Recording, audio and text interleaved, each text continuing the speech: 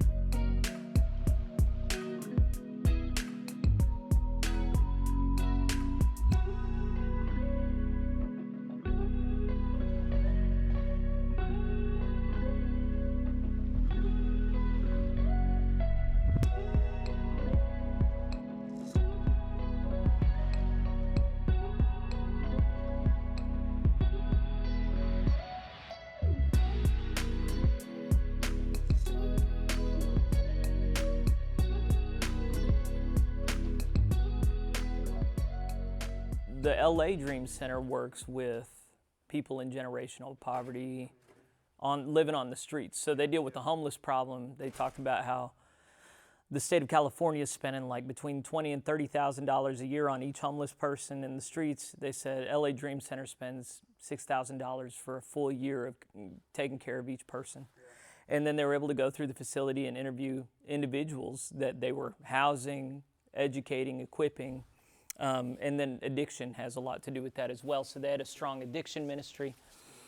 And then the assumption I carried with me was that all dream centers would be dealing with the same root issues of poverty and addiction. But it seems like your facility, it does deal with systematic poverty, but y'all come at it, I think it seems to me y'all focus on children more, you focus on education. It seems like you focus on resourcing about as much, where when people come in, you're able to hook them up with resources and stuff. What differences do you think, would you say you have? Well, and I'm also curious with other institutions in North Tulsa, like what do y'all do that is different? And then what do y'all do that's really good? It's obvious that y'all have a great footprint in the community. Y'all know who people are. But then I'm also curious about how you're able to figure out how much good you're getting done. So I don't know what kind of metrics y'all can hold on to, because it seems like there are multiple points of contact. And if it's the work that I think it is, there's a lot of failure, but you also have success stories. Do you have any sense of what things you do work really well? That I just threw a whole bunch of stuff at you, but I'm interested in anything you have to any. No, absolutely. Yeah, so you have 2 to 3 type of models of dream centers that you'll see floating around the U.S. One is the LA Dream Center model that focus very heavily on homeless, drug addiction, mental health. Like that's their big core.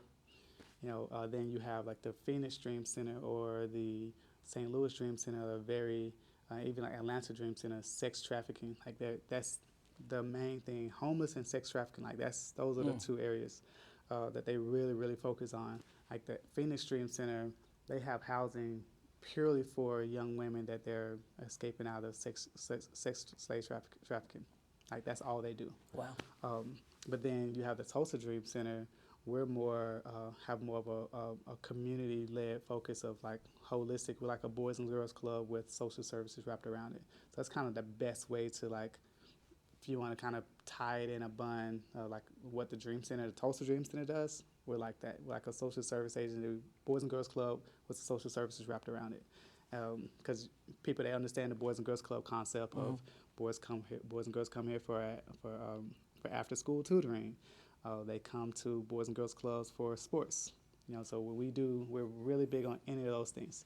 We have sports leagues from basketball to baseball, to flag football, soccer, but then we have after-school program, really strong after-school program, whether here on site or at our 2 remote locations. Our after-school program has expanded to our elementary school as well as a middle school that's in our community. But then we serve on this site the other 8 elementary schools and middle schools and high schools those kids don't attend those 2 schools that we are at their locations. So you operate at multiple sites, not 3 just sites, this one. not just 3 sites. Okay. Yeah, 3 sites, but in that 3 sites, you're looking at 16 schools being impacted between those 3 sites. Wow.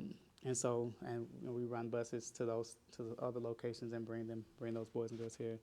And so you have all those things that happen, but then we do a lot of things during the daytime that really impact parents and adults in the area of poverty.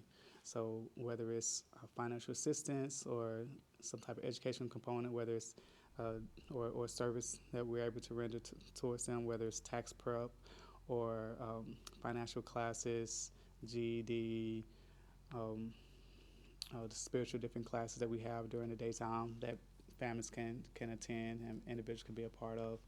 So you have all those series of layers of things that take place during the daytime. And we say we have like 6 primary pillars here at the Dream Center: food, clothing, medical, education, and recreation and character development. And then our 6th one is housing.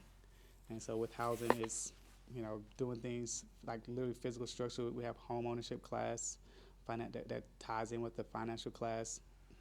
People get to the point where let's get their credit up where it needs to be, and they get their finances together, so then we can get them financed to actually buy their own home. And because most of the homes in our community are rentals, like this whole area is basically like a big, huge apartment complex, just a bunch of single-family homes. So our goal is, how do we create more single-family homeowners in the community? Because when you have homeowners, you have stability. You have people that's going to have agency in the community. They're going to have buy-in in the community because they're not leaving at the end of their lease. It's much harder to run someone out of their home because their house got broken into when they own their home than in comparison to someone that rent their own home. So the housing piece, is that new? Yeah. Okay. That's fairly new. So do y'all own any real estate, or is it more of just? So we're in the process right now of acquiring the empty lots and the boarded up homes around and we're focusing on this side of 46th Street, or not 46th, but Martin Luther King Boulevard, and on this side of 56th Street. And so we're kind of focused on this box here to acquire as many properties as we can in this area, and then we'll expand from there. And I'm remembering on your bio that I read this morning, it said that you personally, not just professionally, but personally, this is an area that you're, I don't remember the exact language, but it seemed that you were investing in real estate locally, and affordable housing, I think, was a term. Yeah, and that was something that the affordable housing aspect was something that I really felt really strongly in for years. And just really wasn't able to get the Dream Center as an organization to move on. And so once I became executive director, I was like, you're just going to do it anyway. We're doing it now. So it's on my mind. The recreational side, I like that you said the recreational and character building together. Do you guys, I wouldn't say have any classes or anything like that, and I know a lot of it comes being on the sports fields and stuff like that. But do you guys do something other than just practicing in games and like that with the kids on the character building side of stuff? Yeah, so it's interesting how it worked out. Like, I say back in 2010, he put like 8 core values, if you will. Like, I was praying to ask God, like, what do you want us to impart into our boys and girls? And just trying to be intentional about it. and he gave me eight words: honest, fair, strong, wise, kind, intelligent, courageous, and ambition. And so I wrote those eight down, and we created a curriculum, like what does each one of those things, um, what are those things, and how do we want to impart that into our boys and girls, and we wrap that into everything that we do. So whether it's our after school program or it's our sports programs, and it's ironically enough that all of our sports, the leagues, they last 8 weeks. Yeah. And so every pretty week cool. every week is a theme, Yeah. and so so the coach, it's like, oh, this week is our word is honesty, and the kids, they hear it year after year after year after year, and they to the point where even our staff, like all of our staff, like they know those 8 core values. Like we use that to encourage our boys and girls. We use it to redirect our boys and girls. And so a coach, he may be a Hawthorne Elementary coach, and and our teams are school driven. So like our elementary schools, all of them have school teams, and it's the principals, it's the school's team. It's not our team that we assembled at the Dream Center. They practice, they try out, most of them at their school, and then they play the games here at the Dream Center. Mm-hmm. But we give the lessons to the coaches and say, hey, this week you guys talking on honesty. So during practice, they will do that lesson on honesty with the boys and girls, and it's typically like a 10, 15-minute discussion. And then on game day, when we have our time here, we'll pray and we'll do a quick, like 5-minute stand-up nugget on honesty. It's like, hey, so this week, boys and girls, your coach talked to you guys about honesty. Can someone tell me something about it? What did you guys learn? And that's my way of making sure that, and the coach is in the circle, so like he knows that, like, dang, like PT he's gonna ask the kids, Yeah. and so if I don't do it, like I'm gonna look foolish. Cause I'm gonna like, yo, like don't forget you're supposed to be doing it, because none of the kids have anything to say. I'm gonna circle back around to the coach, I'm like, hey, like remember, like this is part of teaching them. Mm-hmm. Like it's more than basketball. Like we need these character lessons being brought into it as well. And so there's a constant follow up, and I guess you can say like we intentionally do things as a form of a follow up. I don't sit down and say, hey, are you doing your lessons with the kids? I have a good. It's gonna show. Yeah, it's going to show and around. Then after that, like, can you guys tell me something? And typically, they're teaching it to their peers at that point. And then it's like, all right, good. Who's going to pray with us today? And then we circle up and we pray. And it's interesting because a lot of the parents don't even realize the conversation that's happening in the center of the floor when we're doing that. But we do the same thing with soccer. We do the same thing with flag football. We always circle up and pray before the games. So you guys ran through the actual Boys and Girls Club? No. Okay, so No. you kinda have your I was own- saying we're just our own. I was saying we're kind of like a Boys and Girls Club, okay. but we're not affiliated with the Boys and Girls Club.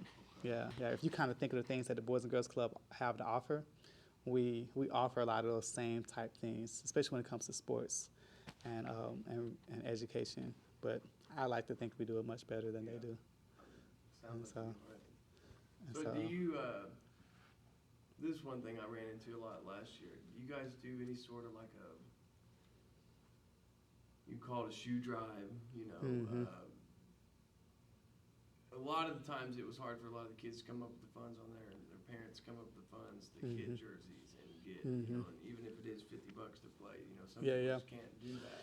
Yeah, all of our services we provide them for free, and so we have sponsors that will sponsor like the uniforms and different things. Depending on the sport, we may get a little more than in some areas than others. Like soccer, for instance, we want nothing for soccer, because we have FC Tulsa, which is a local FC soccer team. They take care of all the uniforms. They pay for the uniforms. And it's not even really them that pays for it. They are connected with so many different people.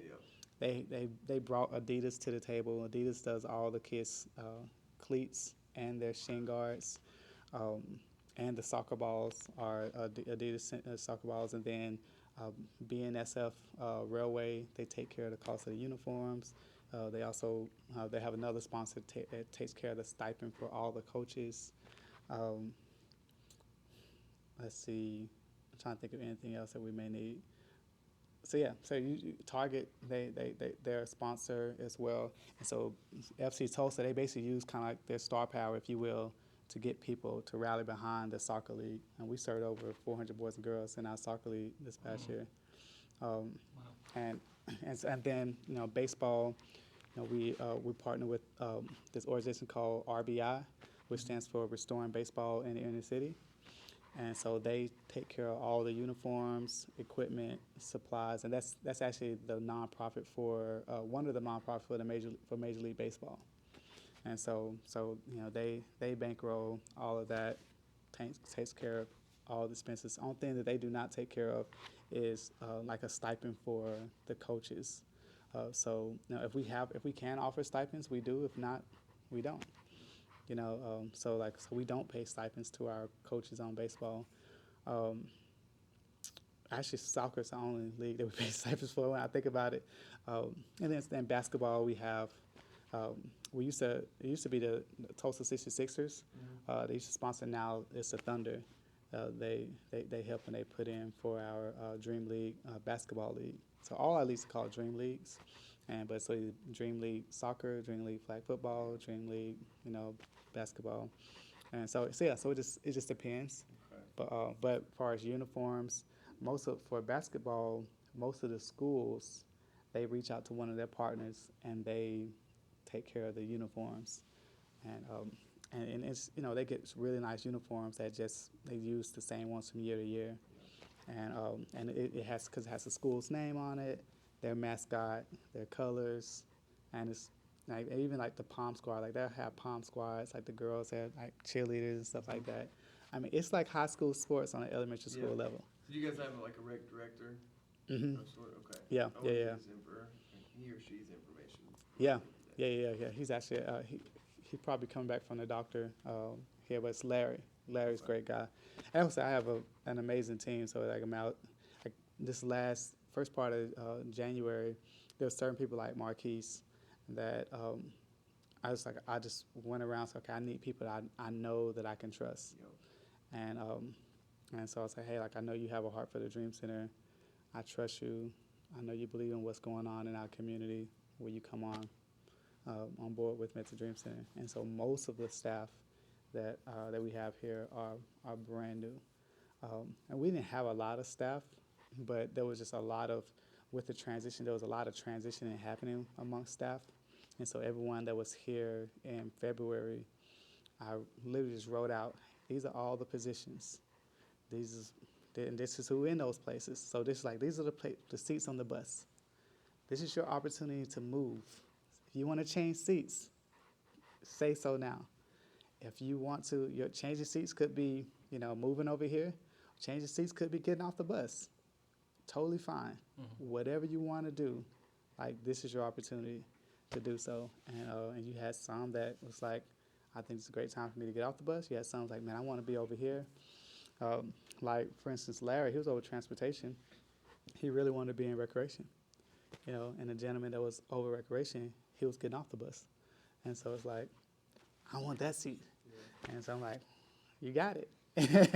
And so we just kind of, we just went through and just gave, people opportunities. And then then after that, then I started filling it in with people like Marquise and Rodney and Miss Cynthia and different ones.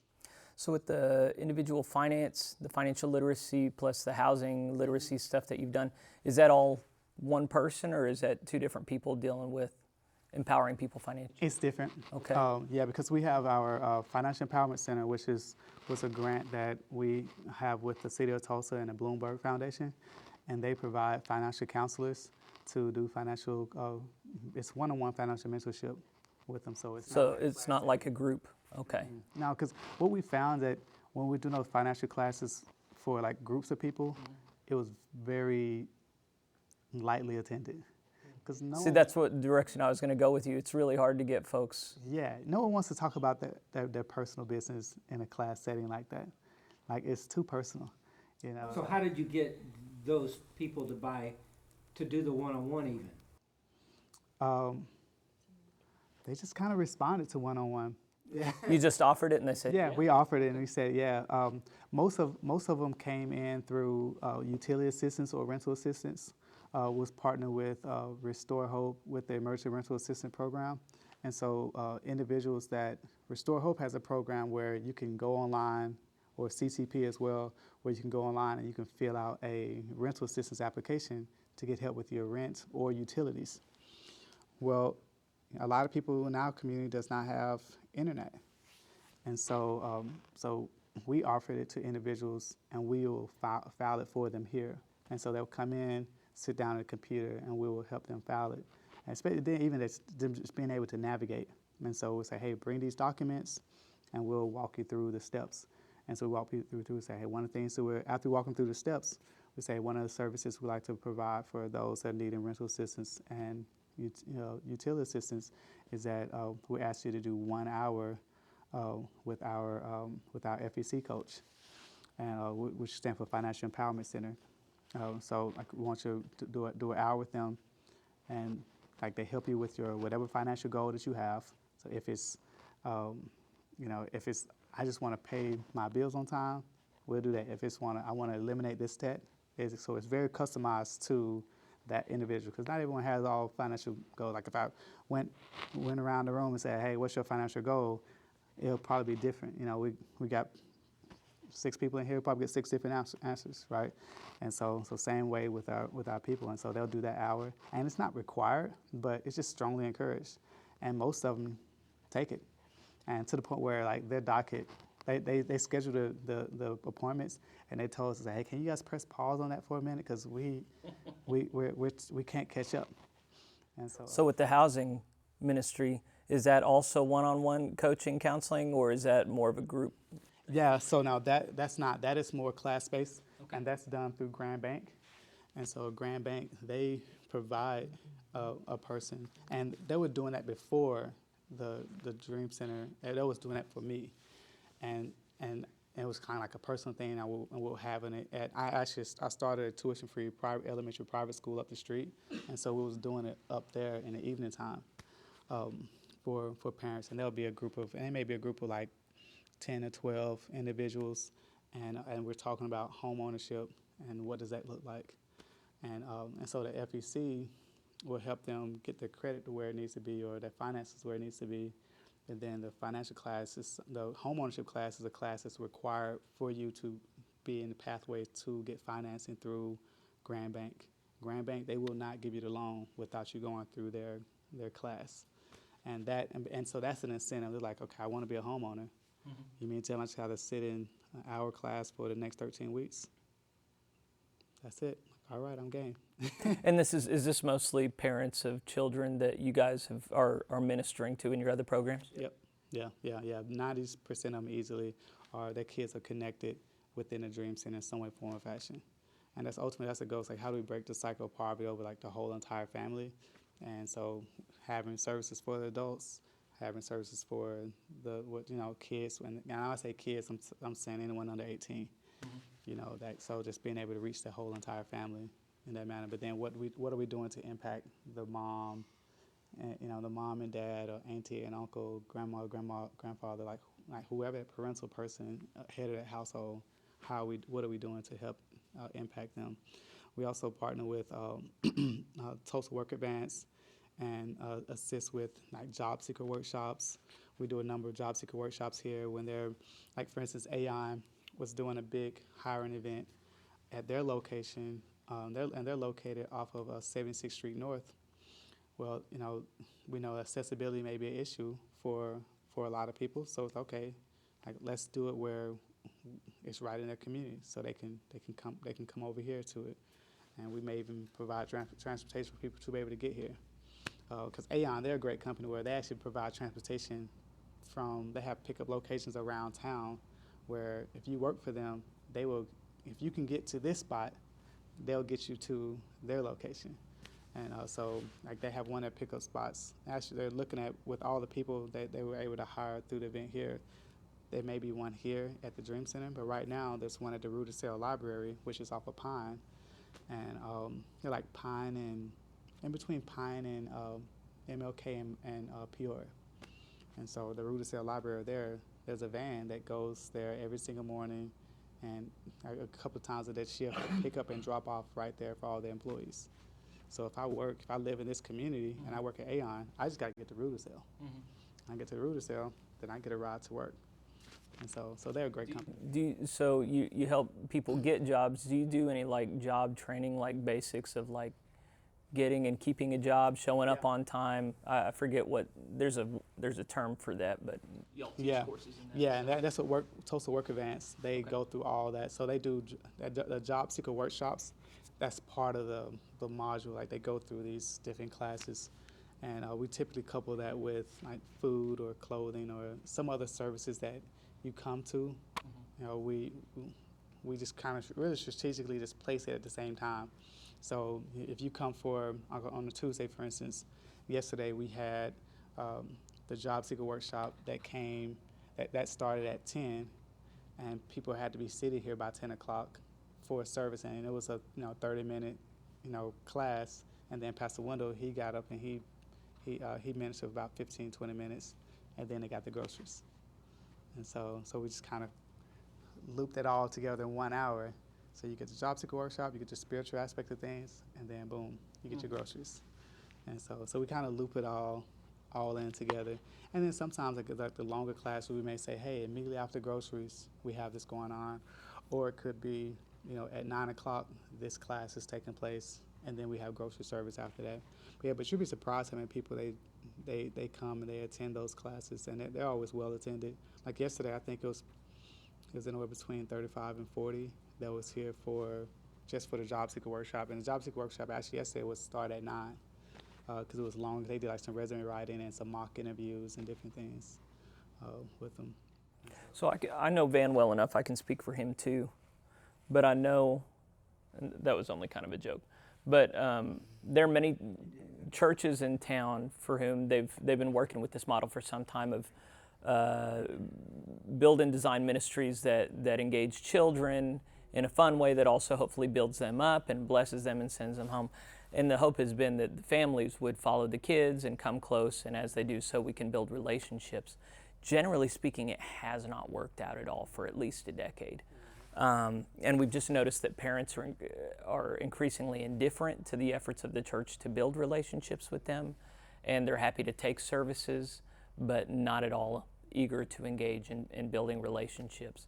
And it could be that we're just so untrustworthy that we shouldn't, but I obviously don't think that's the case. So I wonder how much y'all deal with that phenomenon of just ambivalent parents who come around and, okay, what can you give me? I'll take that. But no, I don't want to be friends. I don't want to. How much of that do you deal with? And then do you really deal with many adults that are like, yeah, okay, I need to shake things up. I need something new. What can? I would say, yeah, I'm sure like we have some parents that are like that, but we're very relational driven. And so, like for instance, every Friday we go out and we visit and we knock on doors and we talk to parents and families that we're connected with, and that's like a religious like ritual thing like we do, like to the point where people they just know we're coming. And so I think like because of those relationships, we never really have to like really like pull people and tell people to come to things. We just say, hey, this is happening, and then people show up. And so that's what I'm saying. I'm sure that there's some people that are just like, I will not go, and I'm not trying to do this or do that, but we're not really pushing you either. And so it's like, hey, this is available, and so like if you show up, you show up. If you don't, you don't. Like, but we're not keeping tally if you wasn't there, But in the same, like if you say, man, I'm really struggling in this area, and I may say, oh, it's like, man, I'm really looking for, if a mom comes to me and say, I'm looking for a job, I'm like, well, we have a job seeker workshop on Tuesday. You should come up and check it out. And because my relationship with them, and I've probably known them for a couple of years, and even maybe if I just know them for a few months, they know that like I care, like I genuinely care. And so they're like, okay, let me come check that out. Like I can call them up and give a good word in for you. Like, come check out this class. And I know they're gonna be doing some interviews, and they got this going on. Maybe it's something you want to check out, and then they just engage. But I haven't had anyone in my almost 13 years. I haven't had anyone just be like, I don't want to come to anything like that. Like I've just never experienced it. but I think just it's purely just because of just relationship, Right. and maybe just like I said, maybe just the approach that we have is very like non like committal, I guess you could say. It's like I don't know, like I don't really like, I'm not trying to force anybody to come to anything. It's like, hey, well, this is what we have. And then maybe people that just don't look at us as a church either. I don't know. And so, yeah. Some people do look at you as a church, but not necessarily everybody. Correct. Okay. Correct. So I think there's that one, like they say, there's that one bad cancer cell. I mean, again, I use it always in sports analogies, but there's that one kid that will rub off on everybody. And I think there's so many more positive families here. And then in Nowata, you know, there's just that one family that'll start that stupid or just, you know, be negative about it. And that spreads to everybody so easy, so easy. Yeah. But I've watched these guys try to do everything, everything they can possibly do. And I was one that refused for a long time, you know. But there's so many families in Nowata that are so willing to accept anything and everything, but not put forth any effort at all. Yeah. That's- Yeah, and you'll definitely have those that just like they're just regardless of what, you know, you'll provide service to. I think about just one particular mom right now. It's like we'll probably be providing service to her until she dies. Yeah. You know, but her kids, they're in a like she already has one that's about to graduate college. You know, she was the first high school graduate in her family. You know, and her outcome is going to be totally different. She'll be taking care of her mom if the Dream Center is not going to be, you know what I mean? But I honestly like, and so she might have mentally said like, and I don't know like what's her. I'm not going to try to like I guess prescribe, if you will, like what was her reasoning and why she never took advantage of like the services that was available, but nor am I like I'm not coming after her about it either. You know, it's kind of like, you know, just the Bible says the poor will be with you always. She's just one of them. Yeah, there's a lot of overlap between what we try and do, and then there's some difference. Because what we are intentionally trying to do is work them into a community of faith, a regular, you know, weekly engagement with people who are praying with and for them and doing life together with them. And so there's some clear overlap with y'all doing that here, but also that not necessarily being the norm you're driving everybody at, or even it seems like you guys are really driven towards breaking the cycle of poverty really for a lot of people, and being not at peace, but just understanding there's a lot of folks that's already set in their ways and you're not going to change them.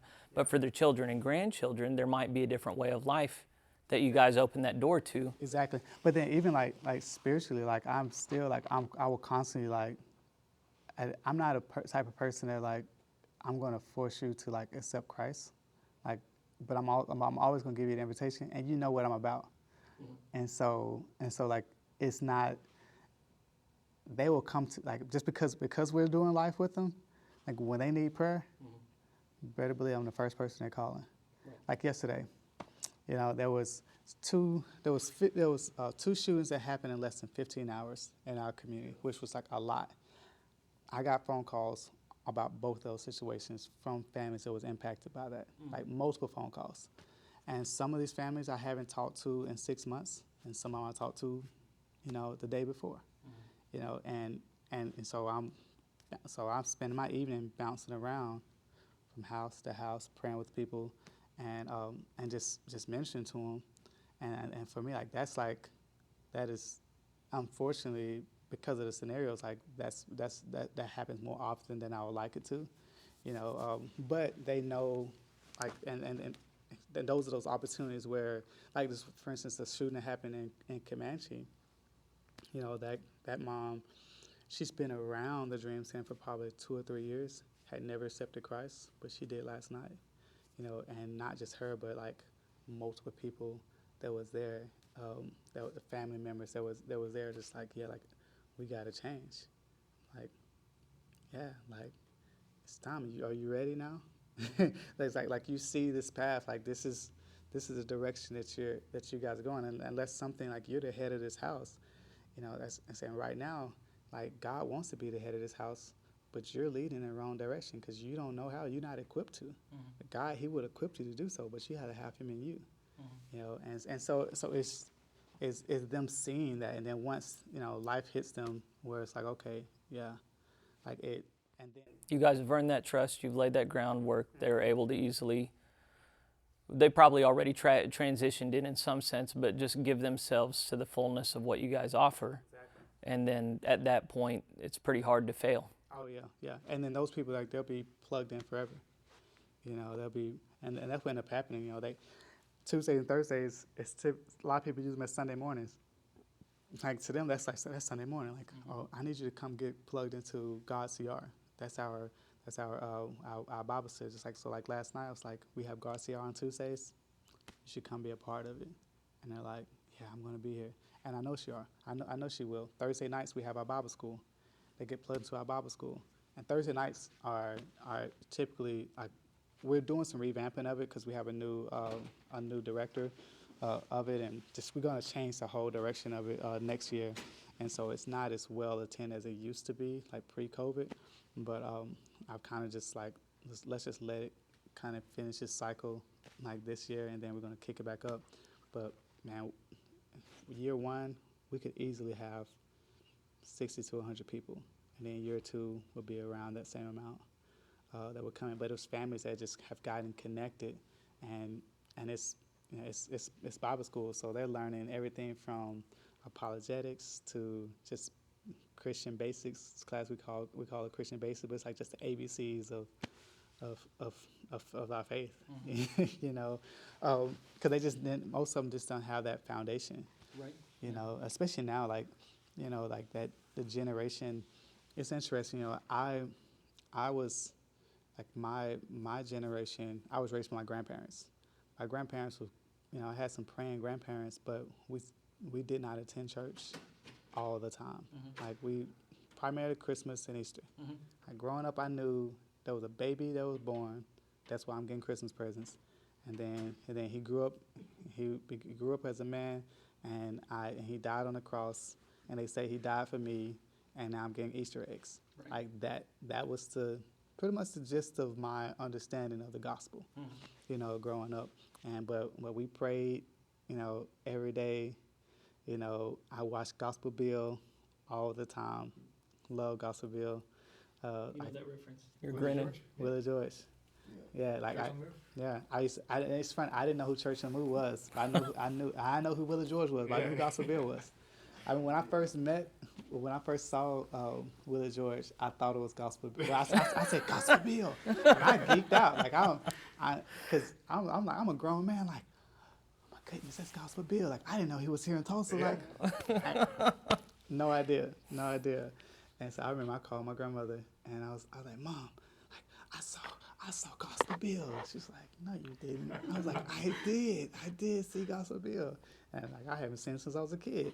You know, but yeah, but it is definitely that generation of just not necessarily being like connected to church and like knowing like and I still learn a lot, like the things of church. You know, like some of it may have a sense of like religiousness to it, but then there's something about rich things you do ritually that is good for you. But then it can also be like if it's not balanced, it can be very. It could be bad as well. Oh sure. Know? Oh yeah. But because of that, like you easily have a generation of young people that they don't even understand the good dynamic of like this is what you do at church. You know, it's just like we bow our heads and close our eyes when we talk to God. You know, like literally, I could stand in a room, especially our younger kids, and say, "Okay, boys and girls, let's pray." And they'd be like, "All right," but they wouldn't know. Yeah, they don't know any difference. Yeah, they don't know any difference. Yeah, you know, because they're not going to a church. Yeah, they're not going to church at all. Yeah, they're post-Christian is what they are. Yes, yeah. You have this pure post-Christian generation that's being raised up right now, and so. Well, and the thing you said that rocked my world, and I just can't recover from it is we don't have a hard time generally in No Water getting people to make decisions for Christ. But getting them to live into that decision is really the hard thing. Yeah. Getting them into the baptismal font or getting them saved, whatever you want to say, making that decision point. A lot of pastors haven't had a hard time with that. It's how many of those people are there 2 or 3 years later, and the success rate is so low, so low. And the fear I often have is that we're inoculating them against the Holy Spirit, so that when they do encounter Him again, they've already done that. And so when you're saying, not only do they come and make a decision for Christ, but they're never going to leave. They're going to stick. And you said that with such confidence. I wanted to argue with you, but I just want to know where the difference is. You know, because I try and earn trust with our community as well. I used to go into the jail once a week, visit with the guys in there, be vulnerable to them, really get to know what they were about. Van, I know, has gone into people's homes. He's done yard work for them. He's done all kinds of service and help for them. But whenever it comes to make a decision for Christ and making a change of life and really living a transformed life, it's like none of that translates over whatsoever. So you're doing something that I can't speak for Van, but I'm very envious of, actually. And part of that is y'all have networked all kinds of different resources together to provide this kind of wraparound care that's so impressive. But there is something else that you've done that's earned trust. That it's weird, because no matter what I do, I feel like I'm still not there with people. Like they like me, they appreciate me, but they don't necessarily trust me. But they trust you, and that's pretty cool. And I don't know what you've done. I don't either. Yeah, right. Like that I don't know. I mean, it's just like when I hear like Marquise talk, you know, like it's like I don't know what I've done for him to say that. You know what I mean? I didn't ask him to say that. You know what I mean? And it's just like I'm just here. Like I'm just serving. You know, I've been at Dream Center, like I said, almost 13 years, but I've been in the community since 2003. That's when I moved to Tulsa. And I graduated from Booker T in 03. In 03. Wow, makes me feel old. You can't be much older than me, though. Yeah, I mean, probably not. How old are you? I'm 37.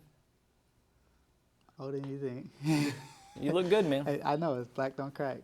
Yeah, thank you. But yeah, no, because I came to Tulsa as an engineer. I was working at this engineering firm, and we came to do a project for Seco ConocoPhillips, and it was just me. I would travel. I would go from city to city, and I was the single young engineer with no family. You know, because my grandparents, they lived in California. That's all I had, just them, and so it was nothing really tying me to Atlanta, and so I would spend Monday through Thursday or Monday through Friday in one city, and then I would fly back and spend the weekends back in Atlanta. And so I kind of got tired of doing that. I came from Tulsa. Before I was at Tulsa, I was in Corpus Christi, and then before Corpus Christi, I was in Waco, and before Waco, I was in Chattanooga, and then Corning, North Carolina. And I typically spent about 3 to 6 months in each city, maybe 8. So this one got a little longer because Sitco, they decided to make things a little more harder than typical. And so that 3-month project turned to 8, and 8 turned to a year. But then after that year, I just decided I'm just gonna just stay here in Tulsa. And I really I'd say about 3 months in, I stopped going home on the weekends. And I started coaching a little baseball team at Vernon Manor because I had a baseball team in Atlanta. I wasn't able to go back and forth with them. And so, because they shifted our games to the middle of the week, I was like, dang, I can't play. I can't. So I'm gonna find me a team. And I just put a group of kids together. And so I just built a lot of relationship there. And this was before you had a family of your own? Yeah, it was before I had a family of my own. Yeah, like I drove up in my car and had a big, huge bag of baseball equipment. And I love baseball. I played baseball in college. And so after I finished when the project was wrapping up, and I decided to stay, I decided to move into one of the apartments here in Vernon Manor. And they kept saying, I grew up in South Central, so when you talk about the hood, this is not the hood. Like and so it's like, and so I was like, I'm gonna go stay at this, in this apartment complex. And I had a house in South Tulsa, but I really wanted to live in North Tulsa. And so I'm like, I'm just gonna rent this house out. I'm gonna move in here. And they were like, this is Section 8. You can't. I was like, man, and people, they thought I was crazy. It's like, here I am, with this 700 series BMW. They was like, he's either crazy or he's stupid, And I think people thought I was just really, really crazy, more so than stupid, because no one tried me. I had the exact same experience. I lived in housing projects in North Little Rock, Shorter Gardens apartment. They were featured in HBO's Bangin' in Little Rock. I just lived there a year out of college, and they all thought I was selling drugs or something. Nobody messed with me. And I wasn't driving as nice a car as you, but I was just this educated white boy living in the middle of, I don't know, a half mile in every direction was just poverty and crime. But it was like there was a little bubble around me or something. I never had anything. Yeah, that's what I tell people all the time. It's like I never had an issue with no one ever broke into my car, no one ever broke into my apartment. But during that time, I started doing like little after school stuff. I started doing a little after school program in the apartments, in the community center. Cause they had like I had a rec room that it was just basically it's a big room, and it had a bunch of crap in it, just all the stuff that was in it, and so I cleaned up, moved all the desks, and I made spaces for kids to come in, and I could help them with their homework, and then I do my baseball team. So I'll help them with their homework, and then we'll play baseball. And we just did it every day. So all the parents got to know me, and for Christmas I would call up friends from This wasn't even through a church. No, You weren't tied to Victory or anything. That was no, just. I'd never even heard of Victor at that point. And they didn't know who I was. I didn't know who they were.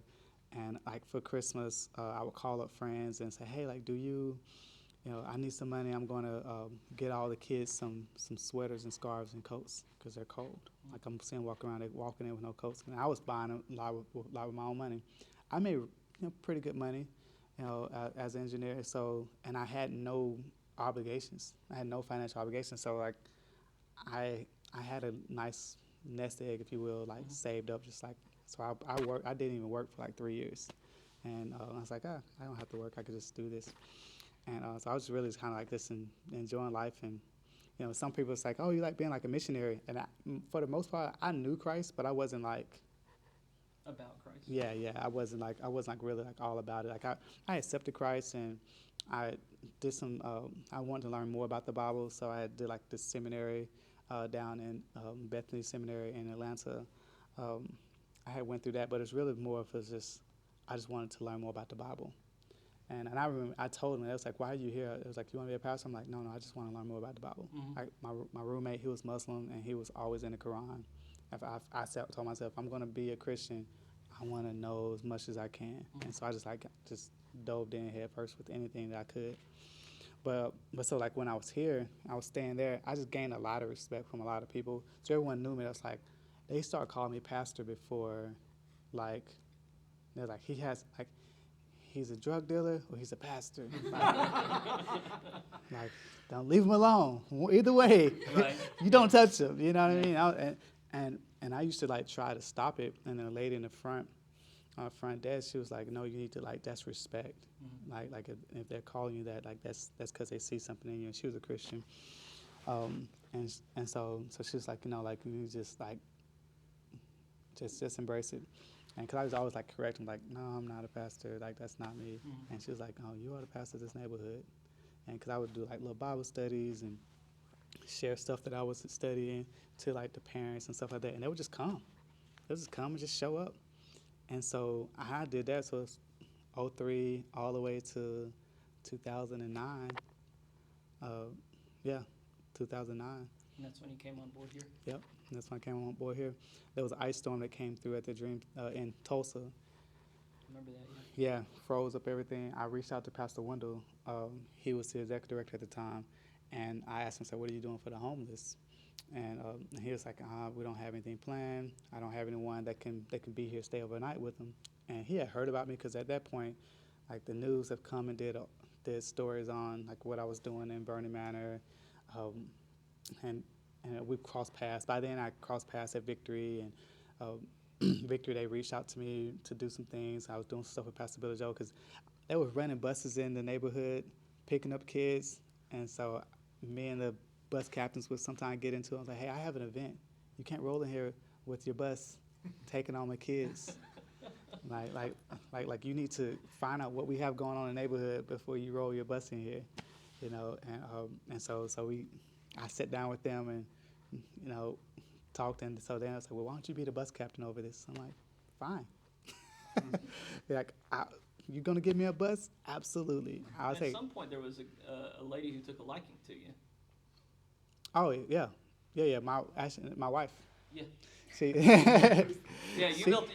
I mean, I know. I see the rings. So Yeah, you yeah, got yeah, a family yeah. somewhere along Yeah, the way. yeah. So. Yeah. No, I didn't get my wife. I met her in 2008, and bus ministry, Cool. Victory Bus Ministry. Oh, really? So Uh-huh. victory. Mm-hmm. All Yeah, right. yeah. She was already plugged in Victory. She was doing the bus. I was rolling the buses into my neighborhood, taking all my kids. Mhm. I met with them. They said, "Well, why don't you take over?" And I mentioned, I was like, at least let me get on the bus. Yeah, and I was like, well, we gotta do a background check and all that. I was like, I don't care. I was like, you're gonna find some stuff. Just let you know. It better not be what you want to see, but these are my kids, you know.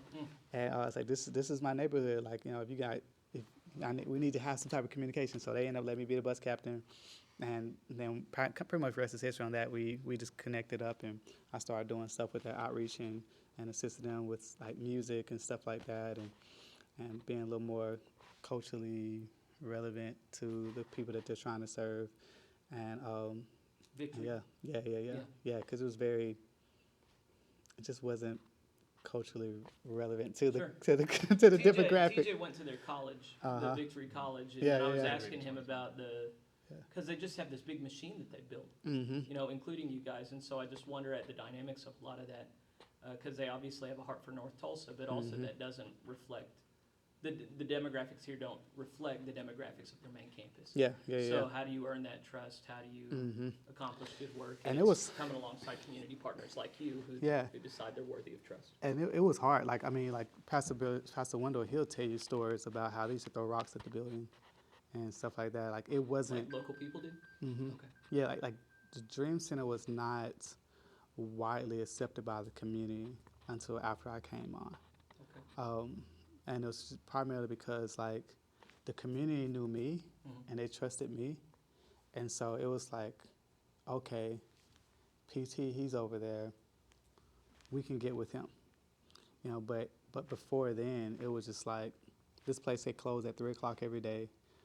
It was open to the public Tuesday, Wednesdays, and Thursdays, and one Saturday out of the month. At the last Saturday of every month, they had things going on. But for the most part, there really wasn't anything really going on at the Dream Center prior to that. But there wasn't a lot of trust that was there. And even though, they ran buses all over the city and stuff like that and gave away stuff and did this mobile kids club trucks all over the place. Like, that stuff existed, but kind of like what you're saying, like there was no relationship Right. built.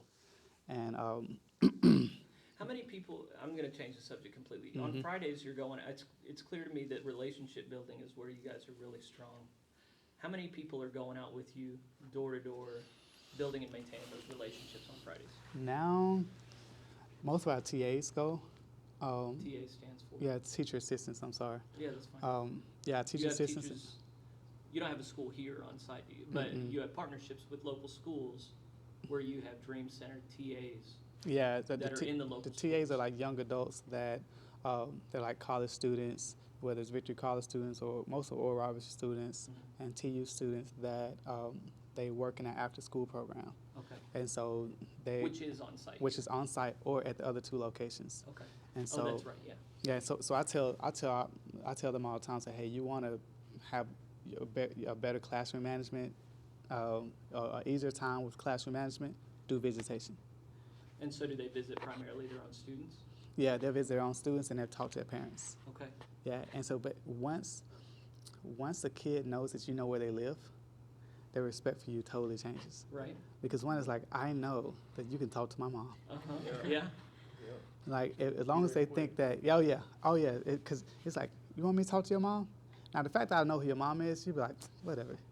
But if you see me talk to your mom, Uh-huh. If you've been in that living room. Yeah. oh yeah, Yeah. it's all it's like, oh yeah. She's gonna be there on Friday. I want him to say nothing but good things.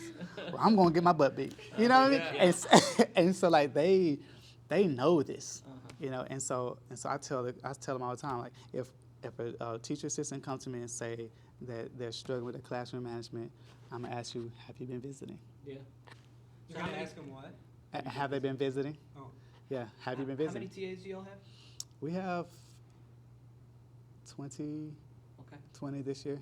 We typically have 10 at each site, but we only have 5 at our remote locations, so 10 between the two, and then 10 here. Okay. And so yeah, but all of them go out along with our family support specialist. We have a family support specialist. Her role is just basically tend to the needs of the family, boys and girls. So she bounces around from all 3 locations. If she sees things that needs to be done amongst the students, she takes care of those. She takes care of those things. So like she may know it's like, you know, this kid, you know, I knows that he's been wearing the same uniform shirt, or he's wearing, like, it seems like he only has a couple of the same, he has 2 or 3 pairs of uniform pants. Like, she noticed those things and she gets them. Or she may hear from a parent during visitation that, you know, the parent may not necessarily even say it outright that, oh, we don't have a bed. You know, I don't have a bed for this son, or I need this and I need that. Just in the homes, she'll say, okay, like, I see they need a bed, so then she'll put on Care Portal, you know, need a bed for a family, blah blah blah. Because she's an actual DHS worker. She's not, but we have a Care Portal account where we're able to we Actually see those put out needs, requests, and we really? actually put out requests as well. Interesting. Yeah. Okay. So they wanted us to fulfill orders. I said I can't just fulfill orders if we're not able to put stuff up on ourselves. Sure. And so we partner with Care Portal, and she put things up there. But then also, like, we may have things here, so she'll come to me and she'll say, hey, you know, like, I put this on Care Portal, but it's gone cold. We haven't had anyone to respond to it. Can we go into benevolence and buy this? And so we'll connect that and we'll get the stuff and get it over to the family. So that's her role. And so she does visitation during that time. I go out. I still love visitation. They try to, like, you don't have to do visitation. Right, like, you're the ED. I know but I don't have to, but like, right. this is what I do. Yeah. Yeah. Yeah, probably so. Yeah, it's hard knowing how to spend your time because you're also the primary one. If you're showing up to a benefit dinner or showing up to some big public thing, I mean, you're the face. Yeah. Then people are going to give whenever the face of an organization. So you're probably the most influential fundraiser.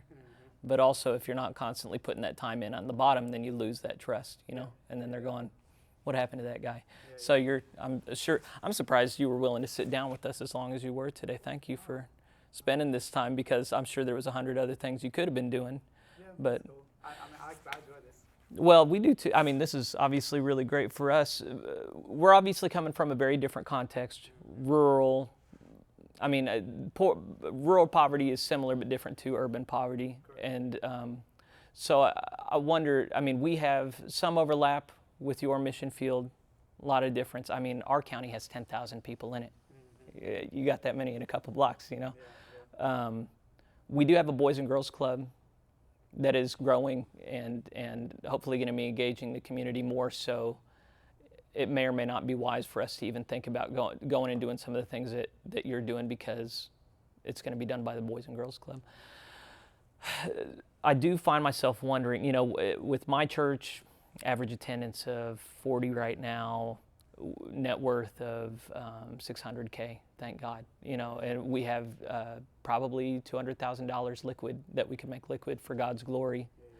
But we know we could burn that in a week if we wanted to, just giving it out. But how do we build relationships the right way so that spills over into doing more and more and makes a difference? Meth is huge, opiates is huge. I mean, we haven't even talked about addiction while we're sitting here, but that clearly overlaps with a lot. So I wonder where your wisdom is on what we should be looking into so far as, you know, knowing our religious history in that town of wanting good things, trying to build up, but not being able to make those connections. Where do you think wisdom is in using our assets for God's glory? I would, like, when I first came to the Dream Center, one of the first things I did was I went down to Elwood, which is the street over here on the end here, and I knocked on every single door. And I just began to talk to the families. And it was literally like, it wasn't really like a survey, but I was just introducing myself. It's like, hey, you know, my name is Pastor Tim. I just started with the Dream Center here. And I just wanted to introduce myself. So what's your name? You know, and then from there, you know, I just began to, and that's really where visitation started. It started there. And I mean, just talking to them. And over time, I heard about needs. And it wasn't because, and I didn't point out, just ask them, so what would you like to see the Dream Center do? I never said that question. It was just like, so how's everything going? So, man, PT, you won't believe what happened. This is probably, like I say, like 3-4 months in, because now I've been to your house, you know, every other Friday for the last, because it takes me time to, you know, circulate around, but I've spoken to you like 3 or 4 times now. I may be just walking around, and then I see you, and you threw your hand up, and hey, how you doing today?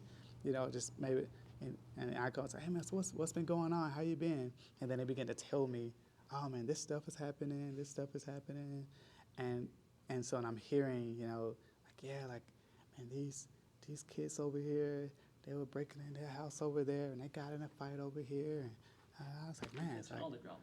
Yeah. So you're hearing all this drama, right? And he's like, okay, well, what?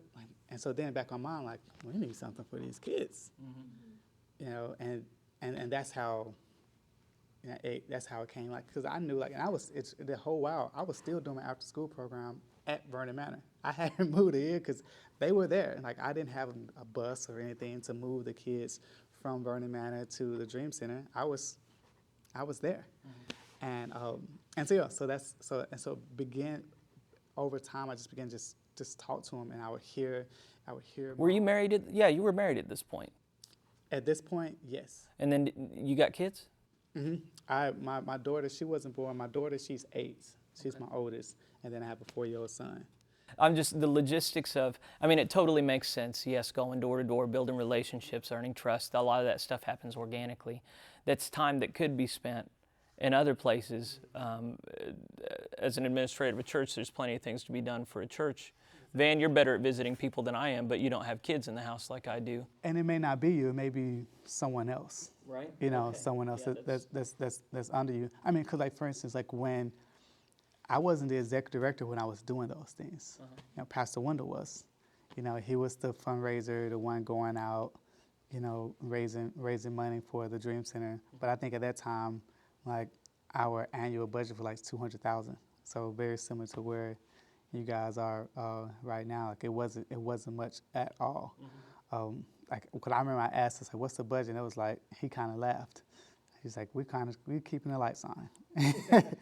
Yeah, trying to do stuff on $200,000 a year. I mean, that is my annual budget, honestly. It's a little bit bigger, but I mean, we're not trying to do all the things you guys are trying to do. Exactly. And so from that, so they really wasn't even, they wasn't really wanting me to expand anything from a standpoint of it's going to cost the Dream Center any money. They just knew that, hey, this young guy has a really good pulse on the community, and, you know, we need someone that has a heart for this area. And Pastor Wendell was like, I'm not going to be here forever. And so if there's, you know, like, right after he hired me, like, it was pretty much an assumption that one day you're going to have my job. You know, like, that was, you know, he never said, frankly, I told him, I was like, if I'm going to be here, I'm in this, I want him to have your job. You know, he was like, yes, that's my plan. You know, and so for him, he was just thinking succession, not, like, he didn't know how far I was going to go with it. But I wasn't that guy, so I had that freedom to go around. So he was still up here doing grocery giveaway, and I'm out, you know, knocking on doors and that build relationship and just talking to people. But because they would say things like, man, like, I don't know how to, you know, we used to have a computer class, for instance. We had some computers that someone donated, and it was multiple people that donated, so none of them looked the same, and, you know, it's like a bunch of donated computers. And but they were sitting here. No one used them. Most of them was in boxes, was set up, and so I ended up taking them and setting them all up, putting them on folding tables and folding chairs in front of them, and we was talking about how, like, I would hear people saying, like, yeah, I don't know how to use, I don't know how to get on the internet or email, like all this technology stuff is, I don't know what they do here. I think like MySpace was still a thing at that time. You know, I think Facebook even was like really on. Facebook was around, but it wasn't like prevalent like it is today. You know, but hearing them talk, it was like, huh, like, and so I say, like, you think we should do a computer class at the Dream Center?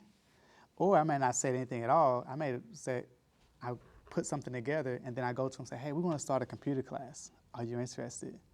And I know you are because you just said it 2 weeks ago. Right.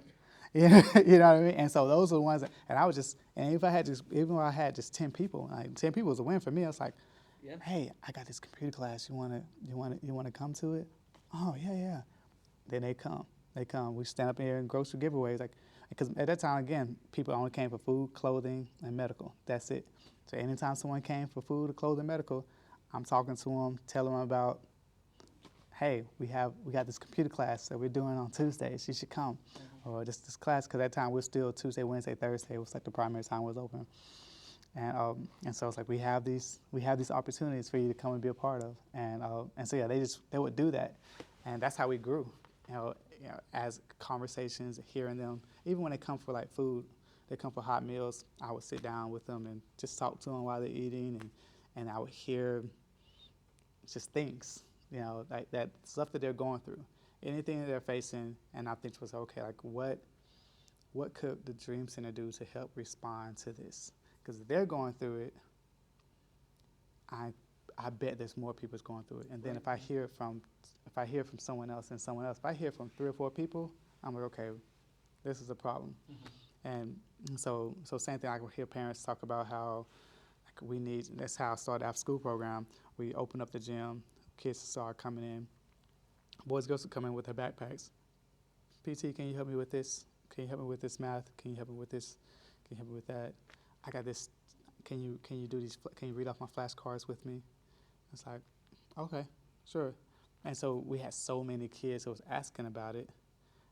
I reached out to a lady. She called part of my prayer shield, Miss Marcia. She would come in and she'd pray. Say, anything if you want me to pray about? I was like, man, I got all these boys and girls that they're needing help with their homework, and it's just me. It's like me and 60 kids in here, and like, I just need some. Like I'm just praying and just asking God for wisdom on what to do. It's like I was a high school dropout, so some of this stuff is like I be trying to figure it out.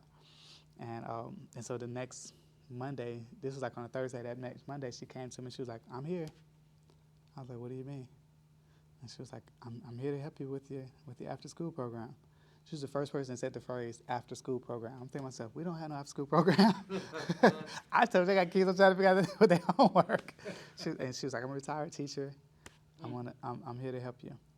And she's the one that really formatted it together like what it needs to be. And it really was just, and when I say format, it was just like, okay, we're going to have the kids come upstairs and do their homework, and then we're going to let them go play. All right. And we just started from there. But it's based off that needs of kids. And sure enough, like we went from 60 to 100, 150, 50 to 200, 200, 250, 3. Now we're serving over 400 boys and girls every day. You know, and so, but it just grew from there. But it was based off of those. And to manage those 400 children till what, 6 o'clock in the evening? How many adults on site? That's between the 3 locations. And no, just here on this. Just here on this site. Yeah, on this site we have about 125. Then Really? the rest of them off site. Okay. Yeah. We do 125 here. And it depends on the day, honestly, because we have another 50 youth that are like teenagers. So 6th grade through 12th grade, they come on Mondays and Wednesdays. And then on the other sites, well, except for the 6th grade, we have 6th grade all the way Monday through Thursday. But Mondays and Wednesdays is when like the 7th through 12th graders are here, and it's about 50 of them. And so on those days. So you have some paid staff here, but you also have a lot of volunteers, a lot of adult volunteers. Yeah, mostly volunteers. And are they under the umbrella of Victory, or are they pretty much? Dream Center, we have our own volunteer like process and everything. Sure. We run it through Victory's HR department, so they do all like the background check. But we pay for it, but the department processes all those. So that way they don't have to pay for, all like a staff person just to do background checks and everything. Right. And so It's a huge machine y'all have built. It's very impressive. I've hogged the time for the most part. Do either of you guys have any stuff you've been sitting on for Tim? you guys want to walk around and see the place? Would love to, yeah. So, like Marquise was saying, this used to be our warehouse when we first opened up. The warehouse, it started. There was a wall here, a double door and chain link fence that went all the way to that third. So count 1, 2, 3, and the warehouse was just this section here. We sorted through clothes in this area, and on the other side of that pole there was a wall and 2 roll-up doors, and on the actual outside wall, like where the painting is, and on that side was 2 big roll-up doors, and so that was like this was the warehouse, and this was the clothing room where people come and get clothing items, and so it has gone through a lot. It's changed. Yeah. It's changed. A lot of times people, they see it and they're like, oh my goodness, like, I'm like, yeah, it's been a process. Yeah. I bet it's been really cool to see that go from. It has. It's been cool to see it. And then we'll go this way first, I guess. Well, we start in the gym. So this is the gymnasium. This, like I like to say, this is where all the dreams are made and dreams are broken here in this Broken. area. And, Find out their NBA dreams are cut. exactly. Real cut short, real quick. But this is where we do our dream league with our basketball open recreation. It takes place in this space here. We do And, just Saturdays? No, we do open rec every evening after So like when you after have school the program. teams and stuff? So the games are on Fridays and Saturdays for the Dream League when we do basketball. For the teenage boys and young adults, during the summertime we do young adult, young men, so like 18 to 24 or 16 to 24-year-olds. And then it's funny, it's supposed to just be a high school league, but the guys wouldn't. They wouldn't roll off. I'm 28, man. I'm trying to get in the league down Exactly. here. They keep coming, man. Like, you can't keep them away. And so we have 16 and 24-year-olds now, and those games are on Tuesdays and Thursdays. And it is packed. It gets intense. Oh man, it gets real intense. And so, but it's good times. But this is also where Victory North does their service on Sunday mornings. Yeah. They do that here in this space as well. And then over here.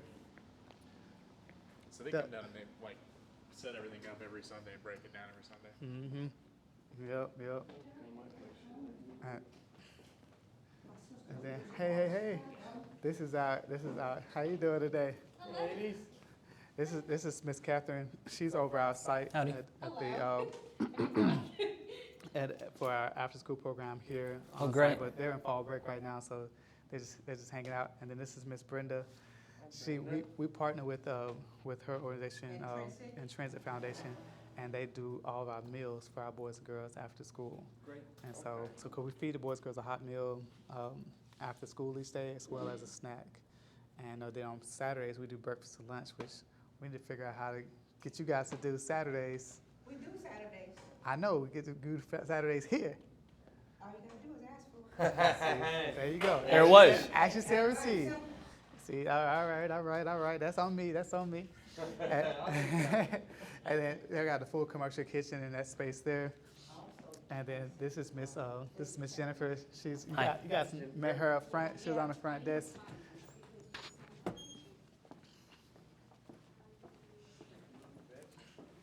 And then, so we start off with 20,000 square foot building. And actually it was a little less than that, it was about 15,000. And then That's we where we added, were. that's where we just came from. Yeah, we added the upstairs. And then back in 2013, we added this back section here, which was add another 30,000 square feet to the building. So we have 50,000 square feet total. Mm. And this is our clothing room area. So you have Miss Brianna and her game is Deborah. They're sorting through all the clothes back here. And so this is probably one of the highest traffic areas. People come in and get clothing items. And they could only come once a month to receive clothes. There's a limited amount they can. There's a limited amount what it can, yeah. And so it kind of depends on like how many people per family is. Hey, don't be trying to hide, Miss Brianna. And got Miss Debbie over here. How you guys doing? Hi. And these women, these are the true heroes right Yeah. here. They always got something. Y'all got a lot of things to manage. Man, a lot. It would overwhelm me. And then back here, this is our warehouse area. So this is where all the clothing donations, they sort through all those items. You know, we don't want to give things that people that smell bad or have thorns and stairs. Yeah. So they sort through all those items, and all the nice stuff, they hang it up. And then if it's not, they bag it up and they ship it out to this organization called Charity Shoes. And they have they can wash them and clean them and mend them. They have I went down there a couple years back. It's a pretty impressive operation they have there. And they fix clothes and then they send them overseas. And so to like World Compassion type, Compassion International, I think is who they work with. Yeah, then Football. back here, this is where we Pens. keep all of our clothing, not clothes, but food, dry goods. This is Jim. He's the Jim. warehouse manager. He's the man back here. He keeps it all together. We had all our bulk pickup. Nice and orderly. Yeah. We have a lot of churches that we partner with, and on Wednesdays they come and pick up their bulk pickup here. After the pandemic, you had this program called Farmers to Family that a lot of churches was using that to do food outreaches during the peak of the pandemic. Well, when they got rid of that program, a lot of churches was like, well, we still want to be able to do food distribution, and because they was getting that food for free. Mm-hmm. And so we continue to say, well, we're just going to help partner with churches and supply those churches food. And so how many came out today? Probably gave out 6 full pallets of food. 6 bags. So that's 72 boxes Yeah, 72 boxes on per pallets. pallet. And I didn't sit down and figure it all up, but I know, I'm pretty sure I gave out 6. I don't know if they told you, but that Milo's tea that's in there, we want to use it for drinks for the fall carnival. Okay, don't give it away. Don't be drinking it all. No. This has been on the shelf. This probably, let's see, September 4th. We drink stuff. Tea. It's just a recommendation thing. Yeah, tea. We Just a whenever got 2 months recommendation. old tea, it's still great. Yeah, but definitely hold some back for us for that. There's 2, 3 pallets. Okay. Yeah, we're good. Extra sweet, and lemonade. I think we just keep the sweet, like that extra sweet. Woo, It's a bit much. it's too much. It is. It's too It is much. extra sweet, no doubt. That's quite a speaker. And LDS there, they got a semi coming. Did you I haven't heard back from him yet. I need to contact you him. just send them a photo and be like, Yeah. help. There's a bear. So the Latter-day Saints have been amazing. Have they? Awesome. And every single box that looked like this, a pallet, it came from them. We tell them what we need, and they send us pallets of food and a whole semi load of food. Mm. And they sent us 20 some odd pallets last time. Yeah. And There've been 22, I think, each. 2 semi-full of, well, like I said, all the blue printing is Latter-day Saints. They sent us this last time. They sent us laundry laundry detergent, soap, and dish detergent. dishwasher, Yeah, but like the mac and peanut butter. peanut That butter peanut macaronis. butter, the picture down there, that was theirs too. Yeah, and so it's just it's been awesome. I guess it's coming from Utah, Salt Lake City, Some of it does, yeah. Yeah. and they pack it all and then they ship it. They ship it to us, and then we take it and we break it and we put it down and break it down and put them in boxes. And every box is about 20 to 25 meals. Mm. So they would serve a family of 4 for 5 days. It's kind of the mission, and so that's why we have very specific items. We used to buy this stuff, and so it has saved us literally hundreds of thousands of dollars. And what's been the last 6 months they started doing that, Yeah. and so Well, ever since we stopped April. yeah, since stuff back in April. So it's been that's been a huge partnership. And each of our dry goods boxes weighs about 25 pounds. Wow. And so some of these slots are empty because the last bill we ran out of stuff, but they get all this, something on the bottom, everything. These white signs tell the volunteers what to put in each box, so it makes it it makes it easier for them. Yeah, we have tables lined up here, and they'll roll them all down, and so yeah, it's cool stuff. Let's go upstairs. Thank you, Jim. Nice to meet you. We can poke out here for a second. So out here we call this our community room. They're actually cleaning it up right now, but we also have our hydroponics. I'm gonna show you guys that. Hydroponics. Yeah, we have a hydroponics farm. That when the kids get back from fall break, they're gonna clean it out and start planting in it. Hopefully it's not too muddy down here.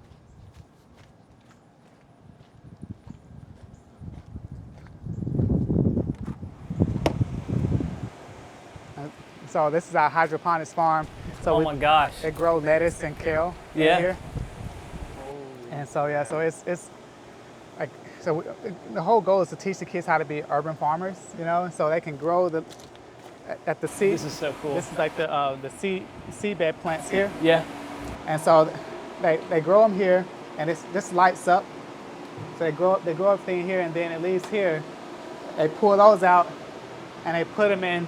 They stick them in here, and then these pipes, water drips down, and it grows, and how all the nutrients and everything is in here, and it just all get pumped into there. That's so and it grows crazy. and we'll have huge heads of lettuce like this and kale, and so what we're doing with the lettuce and kale, we're bagging that up and we're selling it at the fresh markets, like local fresh markets around town. And so that's one we do down on Greenwood, that all the kids, they get up there. But we also use it to give away and distribute as well. So some of it goes out for distribution, and then some we go take it to the market. And That's so cool. it's pretty cool. The kids, they love it, especially when they get to go like. Well, it's like magic. Oh yeah, it is. Especially when they get to go to the market and do the selling. Uh-huh. And then people. Start to finish. Exactly. So much more meaningful. But then we also have like cooking class, and so they'll take items out of there, as well as we have a regular like raised bed gardens that they grow things in as well. Yeah. So they're pretty bad now, but these are raised bed gardens there, and but like over the summertime, like we had like squash and cucumbers and mint and different things, and I don't know much about ranch dressing, but they did something where they made like ranch dressing right at the beginning of the school year. Oh, that's not easy. With it, with whatever they grew in there. Again, I'm from South Central, so I know nothing about gardening. What are y'all building back here, Tim? So that is going to be our vehicle barn. Oh, okay. So we'll put all our vans in there, as well as our big reefer truck can store in there. But you know, that's what it's supposed to be on paper, but it'll probably just turn into another warehouse. So who has a garage that actually put vehicles in? Uh-huh. Really? Right. It's like, I served a church in Idaho where we had a community garden where a lot of the kids, it was the first thing they ever grew. And they would take bites of these carrots and radishes, and it was the most delicious thing they ever ate. They'd never eaten one before, but they grew it. Yep. They're so excited to taste it. Oh man, like they did. I mean, even like if you're doing something like we did, something simple as, you know, they grew onions, tomatoes, lettuce. You know, we had all those different things growing, and so then we grilled burgers, and then they took the tomatoes and the onions and the lettuce, and I was like, I grew this. This started in my room, my bedroom. It's you know? crazy. You haven't eaten kale. Yeah. That's a superfood. Yeah. Yeah, and so just those, like them being able to experience that is, you know, they see the whole process from beginning to end. And this is where all our classrooms are. I like to say this is where all the magic happens with our boys and girls in our after school program. We have our classrooms up here. Our older students are on this side, and our younger students are on the other side. We have our STEM lab / computer lab is over here in this space here. And we use this program called Already Diagnostic that allows us to assess the students and find out what they know and what they don't know. Then it also creates personalized lesson plans for those students. So every student has their own individualized education track plan, tutoring lessons great. for them, and that's one thing that has really contributed to us being able to see the academic outcomes that we're looking for. You know, typically about 50 to 60% of our boys and girls fail their third grade reading proficiency test. Since we started our program and that test has been in existence, all our boys and girls have been able to pass that test that's here on this site.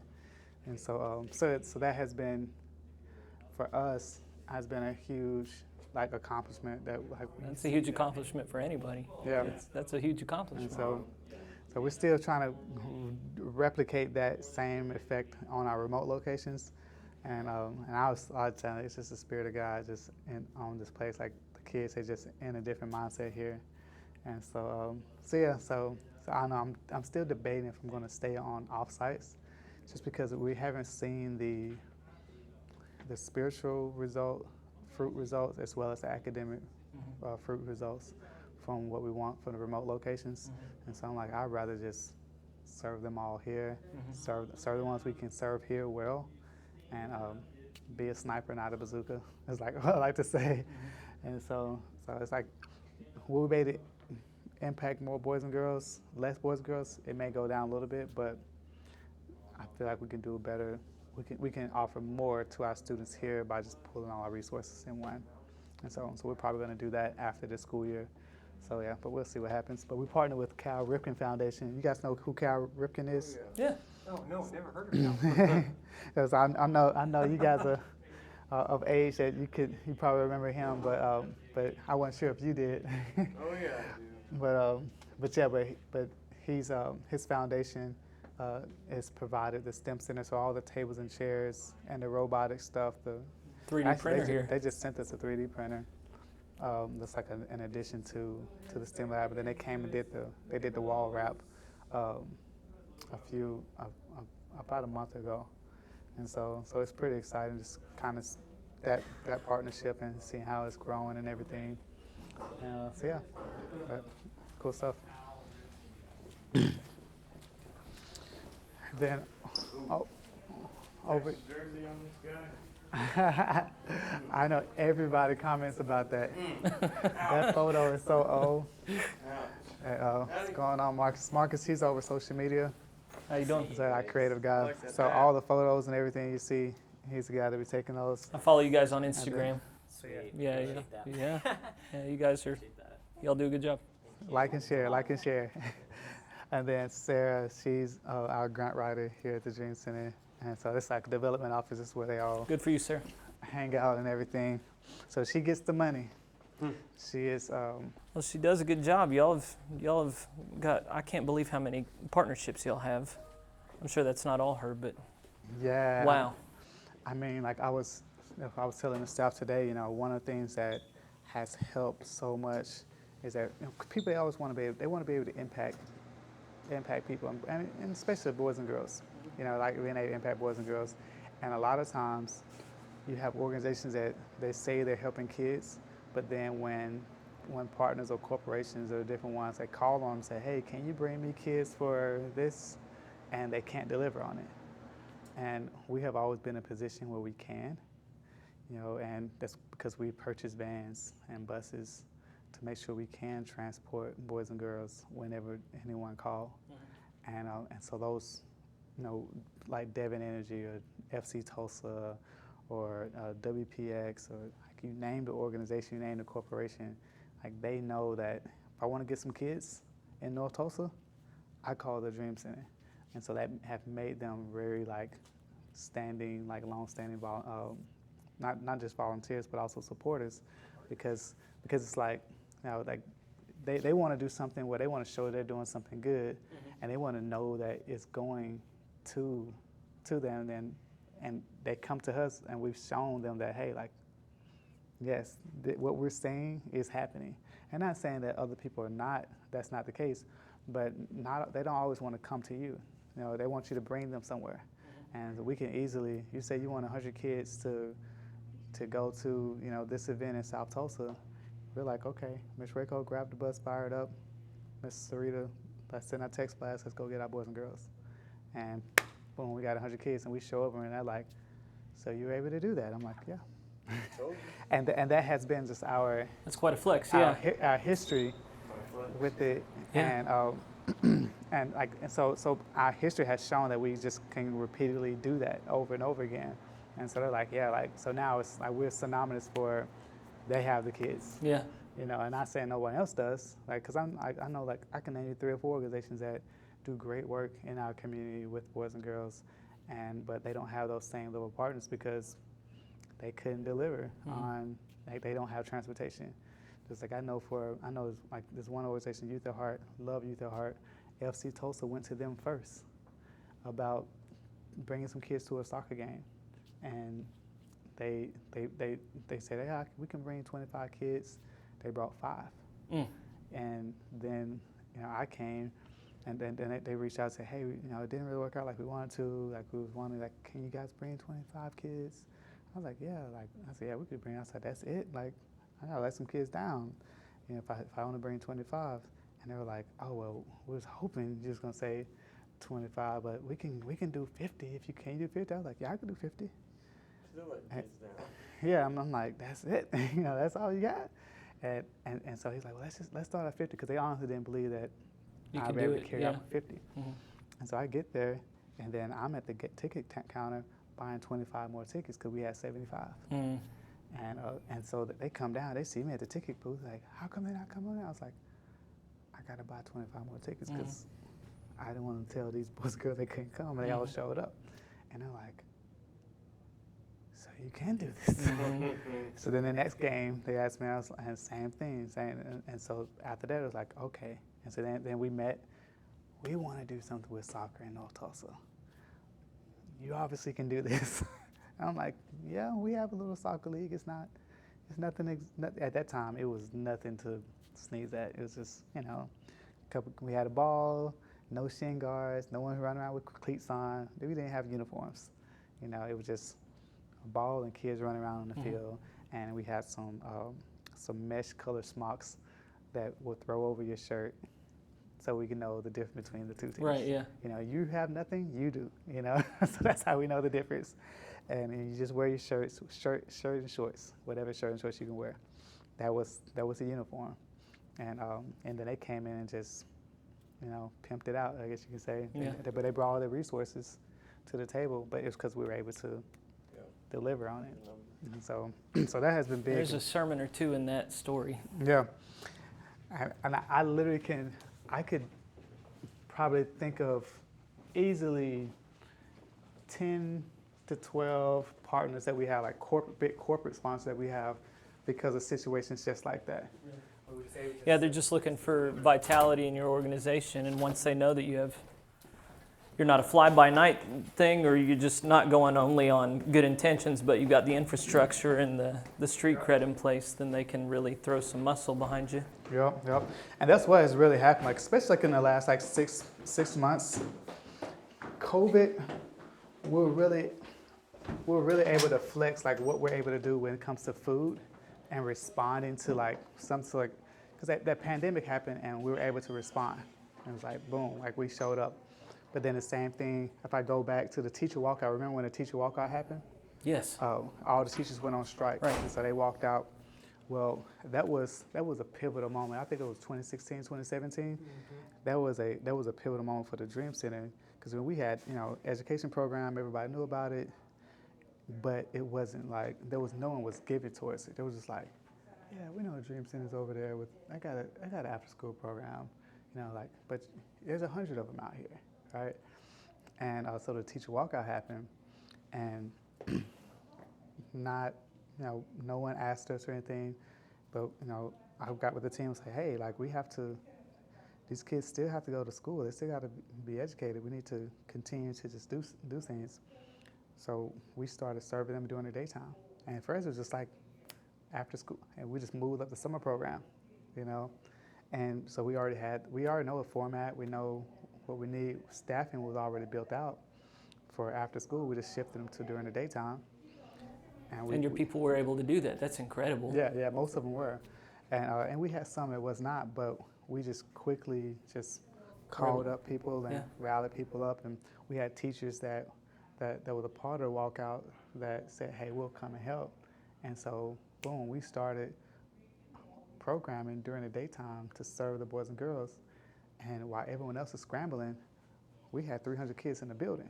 Mm-hmm. And so people are like, well, the Dream Center has this going on. And so people had never heard of the Dream Center. They were like, Dream Center, what's this? So we had so many. I did more tours during those 2 weeks than I probably have still done to today, because everyone was like, what is going on over here? Right. You know, and because we had so many, and then that opened up the floodgates of finances. And it was like, oh, like Dream Center. And so that was like this big peak that just everything just took off with the Dream Center. And then you had the flood, and we responded to the flood. We mucking out homes and different things in Sand Springs, Sapulpa, when the flood happened down there. So right off the river, we responded to that. That was like, oh, like you guys do that too? Like, yeah, you know, we just serve people. And then when the pandemic hit, you know, again, just everyone's trying to figure out how to respond.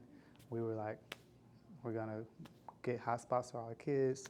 We're gonna do this, we're gonna do that, and then like again, boom, everything just shot back up again.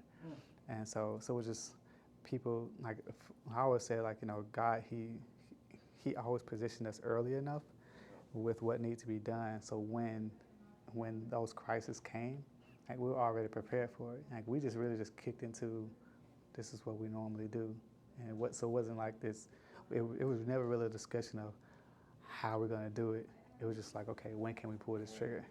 Yeah, and we were able to scale it like that, and so that really just was a game changer for us. But we started, like I said, we started really small. No one even knew it existed. We were, you know, there's a lot of begging and pleading for dollars and rubbing two nickels together to try to make a dime. You know, I mean, it was just try to make 50 cents a dollar. But you know, it was a fair amount of that. But after that, God just put in that spotlight on us, where it brought in secular dollars, where like they know who we are. Mm-hmm. Like we're not going to compromise. And so it was one of those things where like you know, we haven't had to compromise our values. Right. Yeah. You know, to receive funds from even secular organizations. And so like those secular organizations know that like they're gonna hold true to their convictions, and so if you want to, great. If you don't, that's fine. But that's great too. We're not going to, you know, we're not going to change who we are because you want to attach some dollars behind it, and so I think that's like. Well, not everybody finds it as easy to maintain their integrity in such situations. Yeah. So good for you, Tim. Yeah. I was refused to. Like it's easy to, you know, to change. Like, you know what? Yeah, let me go ahead. Yeah, for 100K, a lot of people wouldn't bat an eye. Oh yeah. Oh sure, who cares what the Bible says? Let's, you know. And Tim, then God blesses you on the backside of that with things you didn't anticipate. Yeah. Because you stay to your morals and values. Yeah, that's what I believe. Yeah, that's what. You guys want to see the medical clinic? Oh yeah. I'll show you guys that real quick. I think they're done.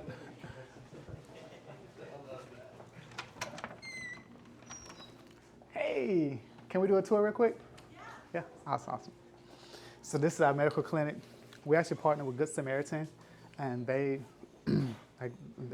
help with getting the doctors and everything here. It's open Monday, Tuesday, and Wednesdays. And so we have 5 exam rooms. So this is one of the exam rooms. And it's just like your standard doctor's office. Yeah. When we first started, we had... I thought you guys operated out of a trailer. I didn't think you had something on site. That's Good Samaritan. Okay. Operates out of the trailer. Yeah, so we're the one brick and mortar location. Like we used to have medical ourselves, and then Good Samaritan was like a tornado, like high winds one day, where they were down the street, and so they learned. Someone was telling us, like, you know, the Dream Center has a clinic, and so the doctor, he came over here, and I remember like he asked me, say, hey, can we can we use your clinic? Because we were closed that day. It was only open. We only had Wednesday clinics. That's it. And I was like, sure. I was like, that's fine. I said, we're just going to redirect all our clients over here if we can. So they came here, and Dr. Carroll, he was a doctor, and he was like, I'm never leaving this building. and so they started doing Mondays, and he said, I help out on Wednesdays. So he helped out on our Wednesday clinic, because we had a bunch of volunteer doctors came in on Wednesdays along with him. And then he did his Tuesday clinic that he was doing here at the Dream Center. And so we was doing Tuesdays and Wednesdays. And then time progressed, and we added Mondays. But then, as time progressed, they just kind of took over the whole thing, like all our emergency records, our pharmaceuticals, because we were raising funds, and we still do raise funds for all that. We just figured, okay, how do we make a partnership? What does it look like between us and Good Samaritan? But Good Samaritan, they have their clinics, their trailers. It goes all over the place, and they have different churches that they partner with in the trailer. But here, this is their brick and mortar here. Yeah, and Carol, like this, like this is where he's at all the time. Okay. It looks nicer than half of the real doctors' offices I've been to. That side of the room used to be a dental clinic. We had 2 dental clinics there, but we partnered with Good Samaritan. Not Good Samaritan, but Catholic Charities. They have a really great dental program. Oh, yeah? And so we're like, there's no point of us having a dental clinic, right, and they're right down the street with a great dental clinic. And so we just refer to those guys and let them go. Did we lose someone? No. Yeah, she's doing an intensive outpatient Oh, okay. consultation and stuff for a Gotcha. counselor. Okay, Well, cool. she headed out. No, she's waiting on me. I Oh, work with her, so. Okay. But that is the Dream Center. Awesome. We really appreciate you taking this much time with us. You definitely did not just hurry us through the place. You were very available. Man, this was really a treasure to all of us. I appreciate it. All right, so it's a day later, and I've had a day to kind of just sit on my thoughts and digest what we encountered yesterday. It was quite a visit. Tim ended up spending 2 hours with us from start to finish, and I don't know how much we'll make it into the final version of this that we put out, but just constant information washing over us. There are a couple lasting impressions that I kind of wanted to share. One of which being that I'm generally skeptical of 2 things that I see in lots of institutions. One of which being the institution being too married to one individual personality. So a church just being married to the personality of their head pastor, I think, is often very problematic. 2, I think it's a heavily flawed model to build relationships with people and try and work transformation in their lives by giving them free stuff. I just don't think, I know everybody does it with good intentions, but I think generally it does the opposite of what it's trying to do. It's wanting to empower people, but often it disempowers them and makes them dependent and forms a bad self-image. Anyway, both of those predispositions that I carried with me were very challenged yesterday, because what we encountered was an institution that is very married to the personality of Tim, that is doing excellent work. Tim seems to be up to the task of being the icon for his organization, and they seem to be working great and genuine transformation in the lives of the people who enter their orbit, and it seems to be a significant number of people. So, the question I then have is, how much of the good that they're doing are they doing because of the things that I have a problem with, or in spite of the things that I have a problem with? And the answer is, it really doesn't matter, because who cares what I think? But I'm trying to learn the lessons from them that can be used here in this context for the good of our local poor. And I don't know how much of this will translate over, but I came in with certain assumptions about what they did because of what other Dream Centers do that I'm aware of. And they really do different work. A lot of their work overlaps much more with Boys and Girls Club of America than it does with, say, an addiction facility or homeless facility.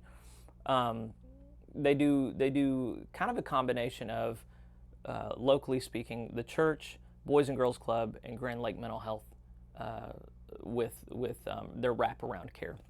But everything that they do at the Dream Center is faith-oriented, so they're not bringing families in and then churning them out into government programs or local secular nonprofits. Rather, they're connecting them with Christ and with a Christian worldview that then empowers them to seek their Creator together. And if I could, I really would wish to talk more with Tim about that, because he is considered a pastor. He leads religious services there, and they're associated with Victory Church. I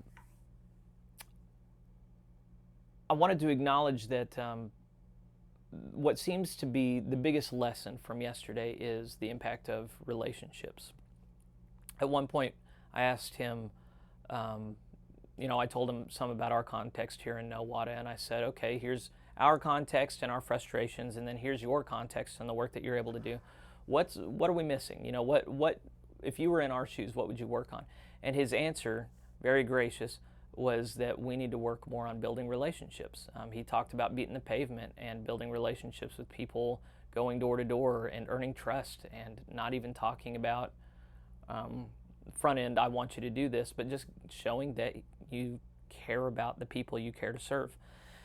And that's something that a lot of institutions and the people in charge just don't have a lot of patience for. You really have to admire someone who has the patience for that. And no matter how big their organization has gotten, they're still beating the pavement and going door to door, sitting in people's living rooms, getting to know them and their struggles, and doing this kind of community resourcing bit that's it's impressive and it's effective.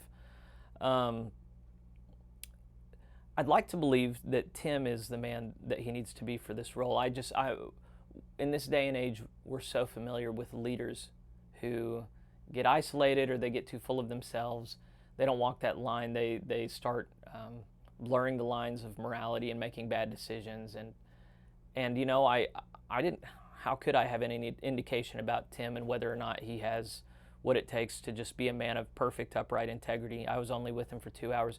But, I did really get the sense about him that this is an extension of him and his faith. He was not afraid to flex, and he knew where his strengths as a leader are, and yet he still carried a great humble demeanor with him. He was not a blowhard. He was not full of hot air. We didn't ask real direct confrontational questions, but we did ask questions that kind of you would be able to feel out if he really didn't know what he was talking about, or if he was taking credit for something someone else was doing. And the impression I got is that he was just a real straight shooter who had a genuine love for Christ and for the community he's chosen to serve.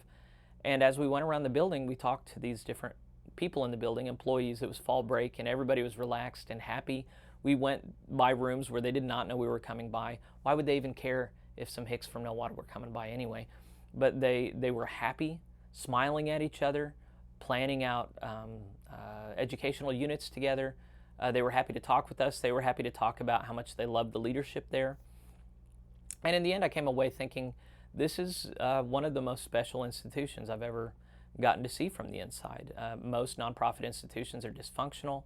They have resentful employees and staff. They have a lot of programs that aren't doing much, that they're just doing because I got grandfathered in or because somebody has strong feelings about it. I really got the sense that the Dream Center was doing effective work, that they were constantly innovating. They were building relationships not just with local people, but with local nonprofits and governmental organizations, and doing it on their terms rather than selling out for money. I was just really impressed from the get-go to the very end with what seemed to be a very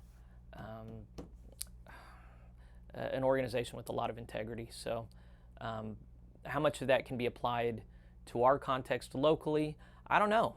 A lot of it, I wonder if the local Boys and Girls Club might benefit a lot more than I would from that time if they just watched it, or heck, local sports, who knows. But I do know that it was time well spent, that I was personally refreshed and encouraged. And I guess at the tail end of this, if you've watched this far, I just hope you were too. I hope you found this all as exciting and engaging as I did. There are people and institutions doing a lot of amazing work, and I think we're right to try and pay attention to that and learn from that. So God bless you. Thanks for joining me.